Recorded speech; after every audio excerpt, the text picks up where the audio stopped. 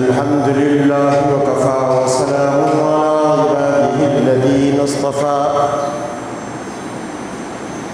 أما بعد فأعوذ بالله من الشيطان الرجيم بسم الله الرحمن الرحيم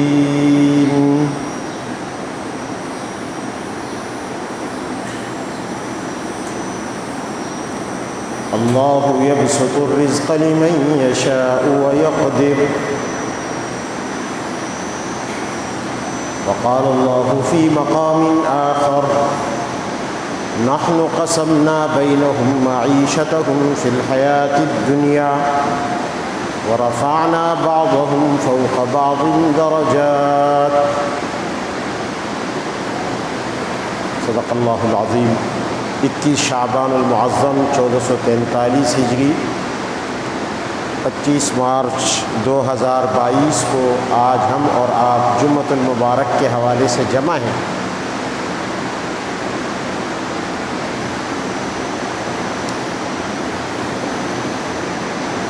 انسان بلکہ ہر جاندار جب دنیا میں آتا ہے تو اسے رزق کی ضرورت ہوتی ہے، مال کی ضرورت ہوتی ہے، رزق کی ضرورت ہوتی ہے۔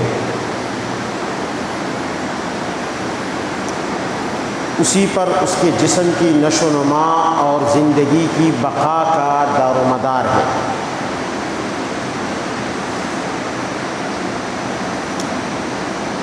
لیکن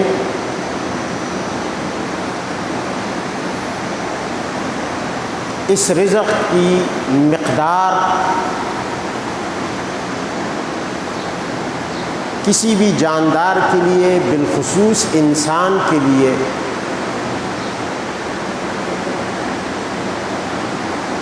اس لحاظ سے تو مقرر ہے کہ یہ جب سے پیدا ہوا اور جب یہ مرے گا تو پیدائش اور موت کے اس وقفے میں یہ کتنی رزق، کتنی روزی، کتنی غذا استعمال کرے گا۔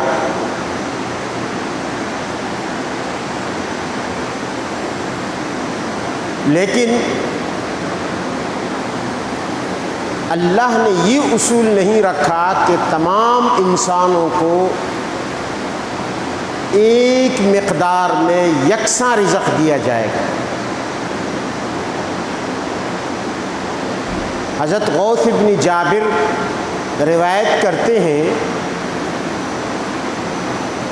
عقیل ابن معقل سے، اور وہ اپنے چچا حضرت وہب سے، وہ بہت بڑے تابعی ہیں۔ وہ فرماتے ہیں کہ ابن آدم اس بات میں شک نہ کرے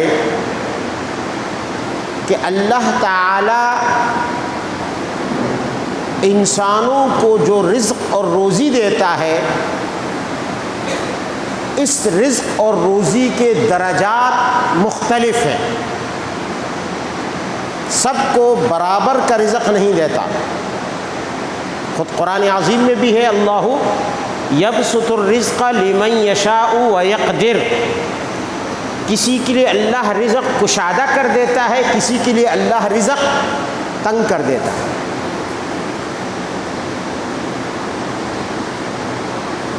تو رزق کا وعدہ ہے لیکن مقدار کا وعدہ نہیں ہے کہ مقدار یکساں ہو، یہ وعدہ نہیں۔ یہ وعدہ ضرور ہے کہ رزق مہیا کرنا، رزق پیدا کرنا، مہیا کرنا، یہ میرا کام ہے، لیکن یہ ضروری نہیں ہے کہ تمام انسانوں کو اللہ ایک جیسا رزق دے دے، برابر کا رزق دے دے۔ فرمایا کہ جب یہ بات ہو گئی کہ اللہ تعالیٰ کی طرف سے رزق کی یکساں مقدار تمام انسانوں کے لیے مقرر نہیں ہے، تو پھر اگر ایک انسان کو رزق میں کمی محسوس ہو کہ بھئی میری آمدنی کم ہے، گزارا بڑی مشکل سے ہو رہا ہے، تو اسے کیا کرنا چاہیے؟ فرمایا کہ اسے اللہ تعالیٰ کی طرف اپنی رغبت اور اپنا شوق اور بڑھا دینا چاہیے۔ جتنا اللہ تعالیٰ کی طرف سے اگر رزق کی تنگی آئے تو بندے کو چاہیے کہ اتنی ہی اللہ تعالیٰ کی طرف اس کی رغبت اور اس کا شوق بڑھے۔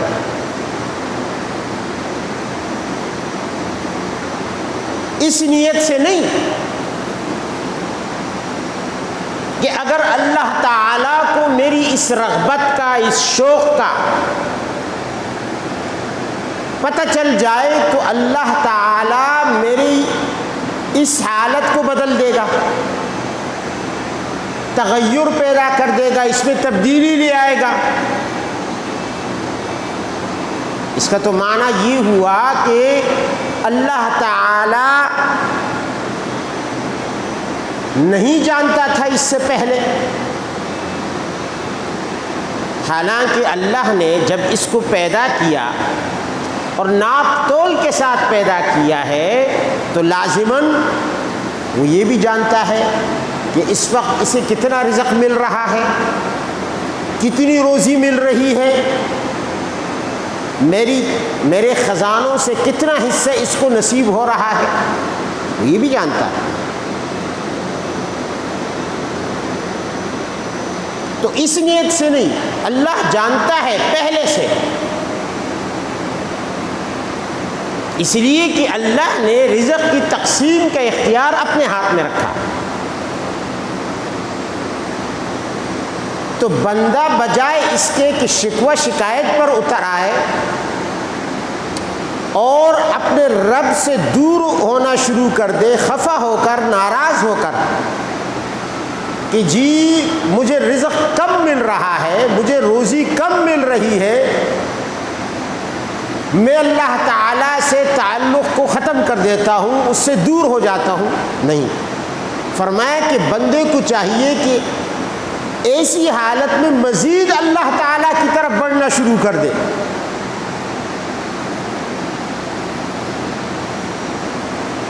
اللہ کا قرب اس کی دلچسپی کا مرکز بن جائے کہ وہ مجھ پر رزق کے ڈونگرے برسائے یا رزق تنگ کر دے، ہر حال میں میری دلچسپی اور شوق کا محور ذات خداوندی ہے، اللہ کی ذات ہے۔ چاہے میری روزی میں تبدیلی آئے نہ آئے، اس کی طرف میری رغبت اور میرا شوق دن بدن بڑھتا رہے گا۔ یہ ہے بندگی۔ بات سمجھ میں آ رہی ہے؟ کیوں؟ ہماری تو ون وے نظر ہے، ون وے نظر ہے۔ کیا ہم نے کبھی یہ سوچا صرف رزق اور مال اور دولت اور روپے اور پیسے پر ہماری نظر ہے کہ اس میں فلاں بڑھ گیا اور ہم پیچھے رہ گئے؟ کیا اللہ کی صرف یہی ایک عطا ہے، یہی ایک نعمت ہے جس میں یہ پیچھے رہ گیا ہے؟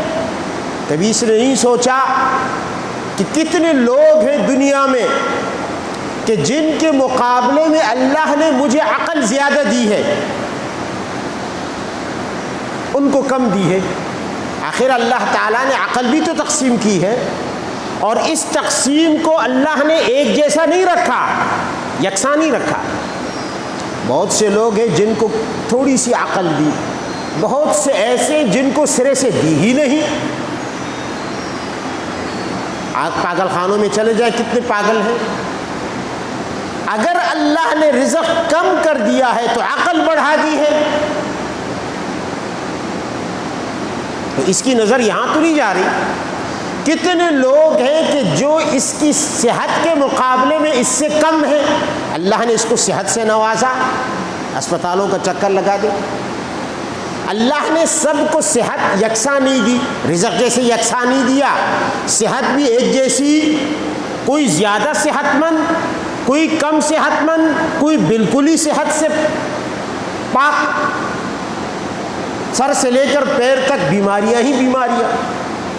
تو اس کی نظر عجیب انسان ہے، اس کی نظر اس بات پر نہیں پڑ رہی کہ یہاں بھی تو اللہ تعالیٰ نے مجھے زیادہ دیا، دوسرے کو کم دیا۔ اگر رزق کم دیا ہے تو صحت تو زیادہ دی ہے نا، اور میرے مقابلے میں کتنوں کو صحت کم دی ہے۔ اسی طرح حسن ہے، بھئی اللہ نے مجھے حسن دیا، سب کو دنیا میں یکساں حسن نہیں دیا، کسی کو زیادہ حسن دیا، کسی کو تھوڑا دیا، کسی کو اس سے تھوڑا دیا، کسی کو بالکل ہی نہیں دیا، بدصورت بنا دیا۔ کبھی اس نے یہ دیکھا کہ اس کی سوئی صرف رزق اور روزی پر اٹکی ہوئی ہے؟ اس نے حسن میں نہیں دیکھا۔ اللہ نے اس کو اولاد دی، کبھی اس نے یہ نہیں سوچا کہ مجھے اولاد دی، کسی مجھے زیادہ دی، دوسروں کو کم دی، اور کسی کو بالکل ہی نہیں دی۔ آخر اللہ نے یہ وعدہ تو نہیں کیا نا کہ میں سب کو ایک جیسی اولاد دوں گا، ایک جیسی اولاد دوں گا تعداد میں۔ بھائی جس طرح رزق میں کمی بیشی ہے تو اولاد میں بھی کمی بیشی ہے، حسن میں بھی کمی بیشی ہے، صحت میں بھی کمی بیشی ہے۔ تو عجیب بات ہے کہ اس کی نظر اور نظر کی سوئی صرف رزق پر اٹکی ہوئی ہے کہ میں ہی غریب پیدا کیا گیا ہوں۔ اور اگر کسی کے اندر عقل کی کمی ہو تو وہ یہ نہیں سوچتا کہ یار مجھ سے زیادہ فلاں کی عقل ہے، مجھ سے زیادہ فلاں کے پاس علم ہے۔ دیکھو علم بھی اللہ نے سب کو یکساں نہیں دیا، کسی کو زیادہ علم دیا، کسی کو کم دیا، کسی کو بالکل ہی نہیں دیا، جاہل رکھا۔ اب آپ اندازہ لگائیں جتنی بھی نعمتیں ہیں یہ سب اللہ نے یکساں مخلوق میں تقسیم نہیں کی، کسی کو علم زیادہ دے دیا، کسی کو کم دے دیا، کسی کو حسن زیادہ دے دیا، کسی کو کم دے دیا، کسی کو عقل زیادہ دے دی، کسی کو کم دے دی۔ اب انسانوں میں اس بات پر افسوس نہیں ہوتا، یہ بھی حیرت کی بات ہے، یار فلاں کو علم زیادہ دے دیا مجھے کیوں کم دیا، کبھی اس پہ خفا نہیں ہوا۔ یار فلاں کو عقل زیادہ دے دی مجھے کم کیوں ملی، یار فلاں کو حسن زیادہ ملا ہے مجھے کم کیوں ملا، یار فلاں کو اولاد زیادہ ملی ہے مجھے کم کیوں ملی ہے۔ سوچنے کی بات ہے، صرف انسان سوچتا ہے یار فلاں کے پاس پیسہ زیادہ ہے میرے پاس کم کیوں ہے، یار فلاں مالدار کیوں ہے میں غریب کیوں ہوں۔ بس مال دولت رزق اسی پر انسان کی سوئی اٹکی رہتی ہے، اور باقی نعمتیں نظر نہیں آتی کہ باقی اگر نعمتیں کم ہیں اس کی طرف تو اس کا دھیان کبھی نہیں کیا، اور اگر زیادہ ہیں تو اس پر کبھی اس نے شکر نہیں کیا۔ تو بھائی یہ تو اللہ کا نظام ہے، صرف رزق نہیں، روزی نہیں، مال نہیں، ہر نعمت کو اللہ نے یکساں تقسیم کرنے کا وعدہ نہیں کیا۔ بے شمار نعمتیں ہیں، یہ تو میں نے آپ کو چند گنوائی، ورنہ بے شمار نعمتیں ہیں۔ طاقت ہے، کسی کو کم دی، کسی کو زیادہ دی، کسی کو پہلوان بنایا اور کسی کو ماچس کی تیلی کی طرح دبلا پتلا بنا دیا۔ طاقت، کسی میں طاقت کم، کسی میں زیادہ، کسی کو موٹا بنایا، کسی کو پتلا بنایا، یعنی الغرض۔ مگر انسان یہاں آ کے افسوس نہیں کرتا کہ یہ چیز میرے پاس کم ہے، میرے پاس علم کیوں کم ہے، میرے پاس عقل کیوں کم ہے، میرے پاس طاقت کیوں کم ہے، بس سوچتا ہے تو رزق اور روزی کیوں کم ہے۔ حالانکہ اگر انسان سوچے اللہ پر بے اعتمادی اور اللہ سے شکوہ کرنے کے بجائے، تو وہ حیران ہوگا کہ اللہ تعالیٰ نے اس کو کن کن حالات میں رزق دیا ہے، جن حالات میں رزق ملنے کا تصور بھی نہیں ہو سکتا، کوئی راستہ نہیں ہو سکتا، ایسے حالات میں اللہ نے انسان کو رزق دیا۔ اور یاد رکھیں کہ انسان کا رزق جو جب سے انسان کا وجود بنتا ہے اور موت تک 4 مراحل میں ہے، 4 مرحلوں میں انسان کو رزق ملتا ہے۔ عام جانوروں کو 3 مرحلوں میں ملتا ہے، اور انسان کو اللہ 4 مرحلوں میں دیتا ہے۔ اور عجیب بات ہے، اگر ہم غور کریں، فکر کریں، ہم تو غور فکر کرنے کے عادی نہیں ہیں، اگر ہم غور کریں ہر مرحلہ، پہلا والا مرحلہ اگلے آنے والے مرحلے سے سخت. مثلا یہ مرحلہ اس سے سخت، یہ مرحلہ اس سے سخت، یہ مرحلہ اس سے سخت. پہلا مرحلہ انسان کے رزق کا آغاز ہوتا ہے ماں کے پیٹ سے. کبھی آپ نے سوچا ماں کے پیٹ میں رزق ملنے کا کوئی راستہ ہے؟ لیکن رزق مل رہا ہے. انسان ہاتھ پیر نہیں ہلا سکتا. رزق کے حصول کے لیے گرمی سردی جو برداشت کرنی ہوتی ہے اس کا کچھ پتہ نہیں ہوتا. رزق کا شعور تک نہیں ہوتا کہ مجھے رزق کی ضرورت ہے. کسی چیز کو ہاتھ بڑھا کے نہیں لے سکتا، منہ نہیں چلا سکتا، منہ نہیں کھول سکتا، منہ بھی بند. مگر رزق کی ایک نالی اللہ نے فٹ کر دی. اور ایسے مرحلے میں کہ جب انسان مکمل بند، مکمل قیدی، مکمل عاجز، اللہ نے اور مکمل اندھیرے میں اللہ نے رزق کا انتظام کر دیا. آپ اندازہ لگائیں کتنا مشکل مرحلہ ہے، کتنا تنگ مرحلہ ہے. ایسی تنگ جگہ میں، ایسے اندھیروں میں، ایسی بے کسی میں، ایسی بے بسی میں کہ نہ انسان خود اپنے رزق کا انتظام کر سکتا ہے، نہ کوئی دوسرا اس کے لیے کر سکتا ہے. دوسرا بھی نہیں کر سکتا. کہاں سے کرے گا؟ کوئی راستہ ہی نہیں رزق کا. اور انسان کو رزق کی ضرورت ہے. ایسے مرحلے پر اللہ تعالیٰ نے اس کے لیے انتظام کیا. کیا پوری دنیا کے ڈاکٹر سائنسدان مل کر یہ انتظام کر سکتے ہیں؟ ماں کے پیٹ میں بچے کو رزق پہنچا سکتے ہیں؟ نہیں پہنچا سکتے. ایسی بے کسی میں اس کے رزق کی ذمہ داری کس نے لی ہے؟ رزق کا انتظام کس نے کیا ہے؟ ذرا سوچے تو صحیح. انسان شکوہ تو بعد میں کرے. پھر جب اس مرحلے سے نکل کر زمین پر آتا ہے تو اللہ نے اس وقت بھی ہاتھ پیر ہلائے بغیر، کوئی محنت کیے بغیر،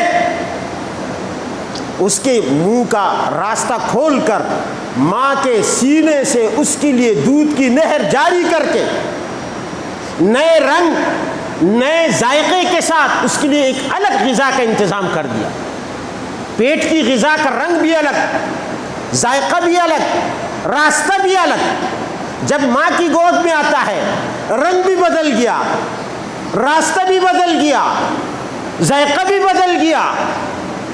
اور اللہ نے 2 چشمے جاری کر دیے. یہ انتظام جانوروں میں بھی ہے. ماں کے پیٹ کا مرحلہ اور اس کے بعد ماں کے تھن کا مرحلہ پستان سے. یہاں بھی انسان ہاتھ پیر نہیں ہلا سکتا. یہ دودھ انسان پیدا نہیں کر سکتا. یہ دودھ انسان چلا نہیں سکتا. چلا کے لے آئے، خود بخود اترتا ہے. ایسی بے کسی میں. لیکن پہلے مرحلے سے آسان ہے کیونکہ اب روشنی ہو گئی. تنگ جگہ سے کھلی دنیا میں آ گیا اور ماں کی شفقت اس کو اب مل گئی. اب ماں اس کو پلاتی ہے. ماں کے ذمہ اللہ نے ڈیوٹی لگا دی. کچھ عرصہ کے بعد یہ دوسرا مرحلہ ہے. اللہ نے چاہا کہ اس کو دودھ سے چھوڑا دے. اب رزق کا ایک تیسرا مرحلہ شروع ہوا. بچہ ہے لیکن اب دودھ کے علاوہ اس نے روٹی کھانا شروع کر دی، سالن لینا شروع کر دیا، مختلف چیزیں لینا شروع کر دی، لباس پہننا شروع کر دیا. لیکن کیا یہ لباس، یہ روٹی، یہ سالن وہ اپنی محنت سے کماتا ہے؟ اس کی اپنی کمائی ہے، اس کی اپنی محنت ہے. وہ بچہ 2 سال کا، 3 سال کا، 4 سال کا خود روز مزدوری کر کے اپنے لیے ایک نوالا کما سکتا ہے، ایک لقمہ حاصل کر سکتا ہے، ایک چیتھڑا اپنے لیے لے سکتا ہے. یہ کپڑے رنگا رنگ کپڑے اس کو مل رہے ہیں، کھانا مل رہا ہے، غذا مل رہی ہے. کمائی کسی اور کی ہے، کماتا کوئی اور ہے، کھاتا یہ ہے. اللہ نے ماں اور باپ کے دل میں رحم ڈال کر، شفقت ڈال کر ان کو پابند بنا دیے اس کا، مزدوری کرو اس.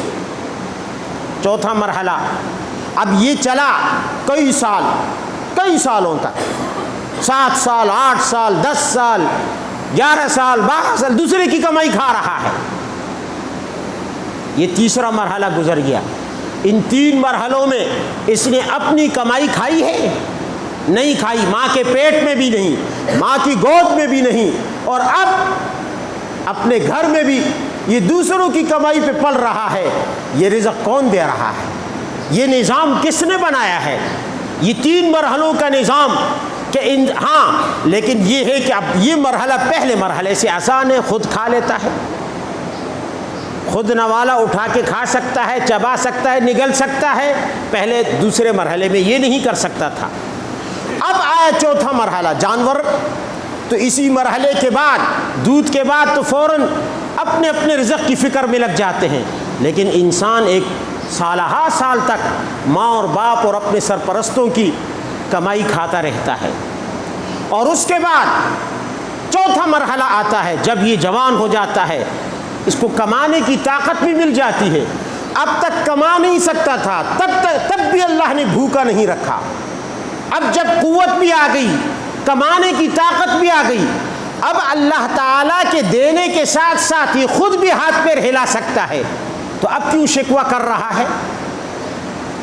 اب ہمت کرے، دے گا اللہ، لیکن ہمت اس کا کام ہے۔ وَابْتَغُوا مِن فَضْلِ اللَّهِ، قرآن عظیم میں اب تم اللہ کا فضل تلاش کرو نا۔ لیکن عجیب بات ہے، پہلے مرحلے میں شکایت نہیں کی، دوسرے مرحلے میں شکایت نہیں کی، تیسرے مرحلے میں شکایت کبھی نہیں کی، اور چوتھے مرحلے پر آ کر کہتا ہے کہ یا اللہ نے مجھے رزق پوری طرح نہیں دیا، مجھے غریب کیوں رکھا؟ ابے بھائی، ابھی تو ہاتھ پیر ہلا سکتا ہے، ابھی تو تیرے اندر طاقت بھی آ گئی ہے۔ جب بالکل کمزور تھا اس وقت شکوہ کیوں نہیں کر رہا تھا؟ اس وقت بھی تو اللہ دے رہا تھا، اور جب طاقتور ہو گیا تو اب شکوہ کرنے لگ گیا۔ عجیب حالت ہے انسان کی۔ اس لیے فرمایا کہ یہ مت دیکھو کہ اللہ تعالیٰ نے تمہارے لیے رزق کو تنگ کیا ہے، زیادہ کیا۔ اگر رزق تنگ بھی ہو جائے تو اس حالت میں بھی اپنے رب کی طرف اپنی رغبت اور اپنا شوق بڑھا دو۔ رب راضی رہے گا تو رزق کی تنگی کے فیصلے پر تم خود بھی راضی ہو جاؤ گے۔ پھر رزق کی تنگی تمہیں راحت لگے گی، کیونکہ تمہارے محبوب کی پسند ہوگی، اور محبوب کی پسند خود انسان کی پسند بن جاتی ہے، اور پھر پسندیدہ کام کے وقت انسان کو راحت ملتی ہے، تکلیف نہیں ملتی۔ ہم نے تو لڑائی شروع کر دی ہے نا اللہ تعالیٰ سے، اللہ کم دینا چاہتا ہے، ہم کہتے ہیں کم کیوں دے رہا ہے؟ تو بات یہ ہے، یہ جو مہنگائی کی شکایت کرتے ہیں یہ بھی غلط ہے۔ بھائی، جو ذات جب مہنگائی نہیں تھی، چیزیں سستی تھی، اس وقت بھی وہ کھلا رہی تھی، تو کیا مہنگائی کے دنوں میں نہیں کھلا سکتی؟ یہ تو اللہ تعالیٰ نے ایک نظام رکھا، کبھی چیزیں سستی ہوتی ہے، کبھی مہنگی ہوتی ہے۔ اب انسان کے ہاتھ میں اللہ نے قوت رکھی، وہ تلاش کرتا پھرے، ہمت نہ ہارے، اس لیے کہ اب اس کے پاس اللہ نے ایک اور چیز عطا کر دی، وہ ہے طاقت، وہ ہے ہمت۔ اللہ تعالیٰ ہمیں بھی اپنی رضا پر اور اپنی تقسیم پر راضی رہنے کی توفیق عطا فرمائے۔ وآخر دعوانا الحمد للہ رب العالمین۔